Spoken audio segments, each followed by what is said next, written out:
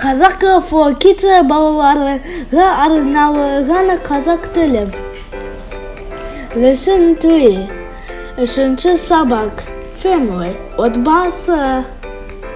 Grandpa, атам. Granny, әже. Dad, әке. Папа. Mom, ана. Мама. Brother, and the youngest brother. Me, мен. Brother, аға. Sister, әпке. The eldest sister. Sister, қарындас. The youngest sister. Sister, сіңлі. The youngest sister.